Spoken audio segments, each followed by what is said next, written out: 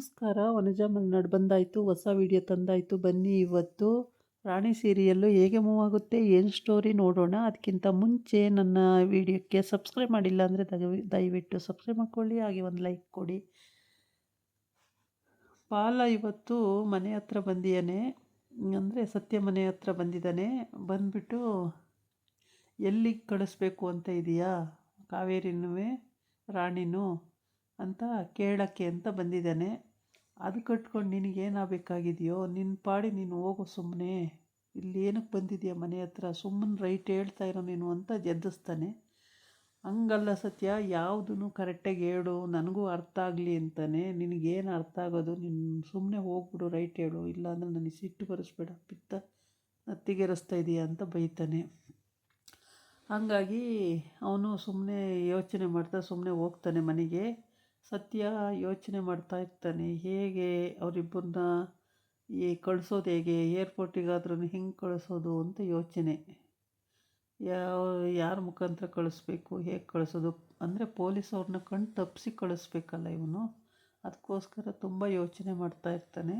ಏನು ಯೋಚನೆ ಮಾಡಿದ್ರೂ ಇವನಿಗೆ ಒಳೆಯೋದೇ ಇಲ್ಲ. ಯಾಕೆಂದರೆ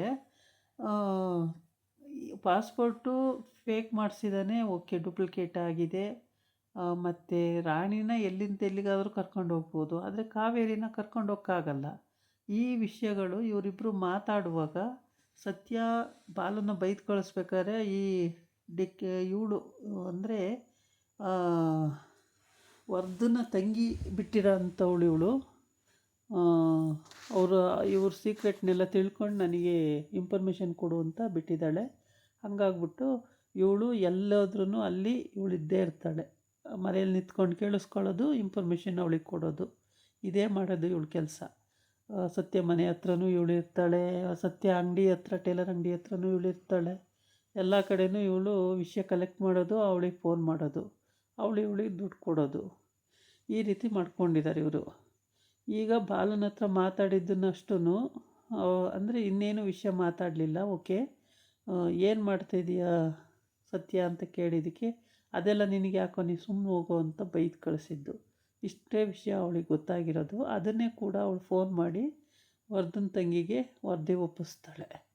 ಆದರೆ ಇಲ್ಲಿ ಸತ್ಯನೂ ಬಾಯಿ ಬಿಟ್ಟು ಏನೂ ಹೇಳ್ತಾ ಇಲ್ಲ. ಅಂದರೆ ಏನು ಮಾಡಬೇಕು ಅಂತಲೂ ಅವನು ಯೋಚನೆ ಮಾಡ್ತಲ್ಲ. ಅವನೇ ಯಾವ ದೇಶಕ್ಕೆ ಕಳಿಸ್ತಿದ್ದಾನೋ ಏನು ಕಥೆಯೋ ಅದು ಗೊತ್ತಿಲ್ಲ. ಆದರೆ ಇಲ್ಲಿ ವರ್ಧನ್ ಮನೆಯಲ್ಲಿ ವರ್ಧನ್ ತಂಗಿ ಹೋಗಿ ಕೂತ್ಕೊತಾಳೆ. ವರ್ಧ ಎಲ್ಲೋಗಿದ್ದಮ್ಮ ಈಗ ಬಂದಿಯಲ್ಲ ಅಂತ ಕೇಳಿಕೊಂಡು ಅವನೂ ಕೂಡ ಕೇಳ್ತಾನೆ, ಎಲ್ಲೋಗಿದ್ದಮ್ಮ ಇಷ್ಟೊತ್ತು, ಈಗ ಬರ್ತಾಯಿದ್ದೀಯಾ ಅಂತೇಳ್ಬಿಟ್ಟು. ಅವಾಗ ಹೌದು ಅಂತ ಹೇಳ್ತಾಳೆ.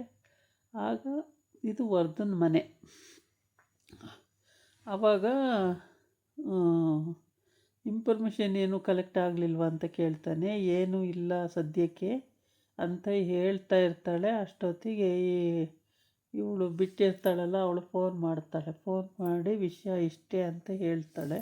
ಅಷ್ಟು ವಿಷಯದಲ್ಲಿ ಯಾವುದೂ ಕರೆಕ್ಟಾಗಿ ಗೊತ್ತಿಲ್ಲ. ಏಕೆಂದರೆ ಅಲ್ಲಿ ಬಾಯ್ಬಿಟ್ಟು ಯಾವ ವಿಷಯನೂ ಮಾತೇ ಆಡಿಲ್ಲ ಅವರು.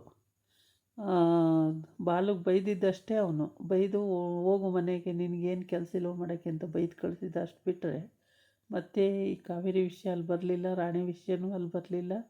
ಹಂಗಾಗಿ ಶೇಫ್ ಅವರು ಏನು ವಿಷಯನೂ ಗೊತ್ತಿಲ್ಲ. ಅವಳು ಏನಾದರೂ ವಿಷಯದ ತಾನೇ ಹೇಳಬೇಕು, ಅದಿಲ್ಲ. ಸುಮ್ಮನೆ ಮಲಗಿದ್ದಾನೆ, ಇನ್ನೂ ಎದ್ದಿಲ್ಲ, ಹೀಗೆ ಹೇಳೋ ಅಂಥದ್ದು ಅವಳು. ಆದರೆ ಇದು ಇನ್ಫಾರ್ಮೇಷನ್ ಕಲೆಕ್ಟ್ ಮಾಡೋದು ಭಾಳ ಕಷ್ಟ. ಈ ಥರ ಹೇಳೋದ್ರಿಂದ ಎಲ್ಲ ಸತ್ಯಾಂಶ ಗೊತ್ತಿರಬೇಕು, ಅವಾಗ ಹೇಳಬೇಕು. ಆವಾಗ ಮಾತ್ರ ಅದಕ್ಕೆ ವ್ಯಾಲ್ಯೂ ಇರುತ್ತೆ, ಬೆಲೆ ಬರುತ್ತೆ. ಈ ರೀತಿ ಸುಮ್ಮನೆ ಎಲ್ಲೋ ಒಂದು ಕಡೆ ಒಂಚೂರು ನೋಡಿಕೊಂಡು ಮಿಕ್ಕಿದ್ವಿ ಕಥೆನೆಲ್ಲ ಹೇಳ್ತೀವಿ ಅಂದರೆ ಅಲ್ಲಿ ಏನೋ ಫೇಕ್ ನ್ಯೂಸ್ ಅಂತ ಆಗುತ್ತೆ. ವರ್ಧ ಕಾವೇರಿ ಬಗ್ಗೆ ಏನಾರು ಗೊತ್ತಾಯ್ತಾ ಅಂತ ಕೇಳ್ತಾನೆ ತಂಗಿನ. ಆದರೆ ಇಲ್ಲ, ಏನೂ ಗೊತ್ತಾಗಿಲ್ಲ ಅಂತ. ಮತ್ತು ಜನ ಬಿಟ್ಟಿದ್ದಲ್ಲ, ಅವಳು ಹೇಳಲಿಲ್ವಾ ಅಂತ ಕೇಳ್ತಾನೆ. ಅವಳಿಗೂ ಹೇಳಿದ್ದೀನಿ ಇನ್ಫಾರ್ಮೇಷನ್ ಕಲೆಕ್ಟ್ ಮಾಡು ಅಂತ, ಅವಳು ಇನ್ನೂ ಮಾಡಿಲ್ಲ ಅಣ್ಣ ಅಂತ ಹೇಳ್ತಾಳೆ. ಆಗ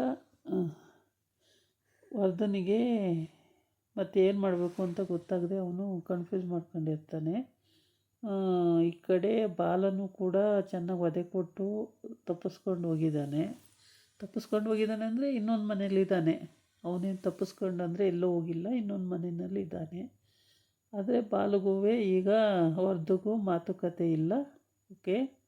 ಆದರೆ ಬಾಲನ ವರ್ಧನ ತಂಗಿಯ ಫ್ರೆಂಡ್ಸು ಅವರು ಇವರು ಅಂತ ಅಲ್ಲಿ ಇರ್ತಾರೆ. ಅವರಿಗೆಲ್ಲ ಪರಿಚಯ ಇರ್ತಾಳಲ್ವ, ಅವರಿಗೆಲ್ಲ ಪರಿಚಯ ವರ್ಧನ ತಂಗಿಗೆ ಪರಿಚಯ ಇರೋವಂಥವ್ರು. ಆವಾಗ ಫೋನ್ ಮಾಡ್ತಿರ್ತಾರೆ, ಕೇಳ್ಕೊತಾ ಇರ್ತಾರೆ. ವರ್ಧನ ತಂಗಿ ಸ್ಟೈಲು ಈ ಥರ. ಅಂದರೆ ಇವಳು ಎಷ್ಟು ಕೋಪದಲ್ಲಿದ್ದರೂ ಇವಳು ಇದೇ ಥರ ಆಡ್ತಿರ್ತಾಳೆ ಯಾವಾಗಲೂ. ಆದರೆ ಇವಳದು ಇಷ್ಟೇ ಇರುತ್ತೆ. ಇವಳು ಏನೂ ಮಾಡೋಕ್ಕಾಗಲ್ಲ ಇವಳ ಕೈಯಲ್ಲಿ. ಇದಾದಮೇಲೆ